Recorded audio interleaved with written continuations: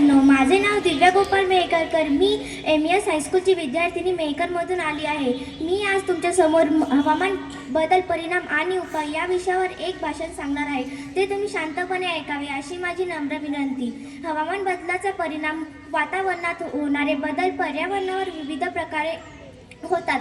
हवामान बदलाचे परिणाम मानव आणि पृथ्वीवरील सर्व निसर्गावर होतात. हवामान बदलाचे परिणाम कमी करण्यासाठी स्थानिक, राष्ट्रीय आणि जागतिक समानत्व प्रयत्नांची आवश्यकता आहे. हवामान बदलाचे काही कारणे: जीवाश्म इंधन जाणे. जीवाश्म इंधन म्हणजे जे भूकंप होतात, म्हणजेच की अर्थक्वेक झाल्याने झाडे, झुडपे, प्राणी, पक्षी आणि मानव हे जमिनीमध्ये दबल्याने त्यांची घाण जमायला तयार होते. घाण जमल्यावर त्याच्यामधील जे पाणी असते त्या पाण्याचा आपण इंधन म्हणून वापर करतो. यालाच जीवाश्म इंधन असे म्हणतात. जंगले तोडणे, पशुधन वाढवणे.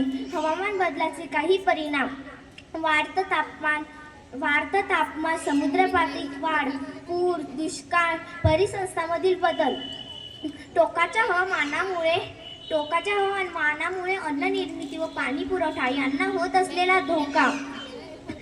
हवामान बदलामुळे येणाऱ्या नैसर्गिक आपत्तीमुळे जीवितहानी होते, रोगांमध्ये भर पडतो, गरिबी आणि दारिद्र्य वाढते. वाढतं तापमान, समुद्र पातळीत वाढ, पूर, दुष्काळ आणि बरेच काही यासह हवामान बदलाचे पर्यावरणावर विविध प्रकारे परिणाम होतात. पाणी, ऊर्जा, वाहतूक, वन्यजीव, शेती, इकोसिस्टम आणि मानवी आरोग्य ज्या गोष्टीवर आपण अवलंबून आहोत, ज्या गोष्टींचे आपल्याला महत्त्व आहे, अशा गोष्टीवर या घटनांचा परिणाम होते. धन्यवाद.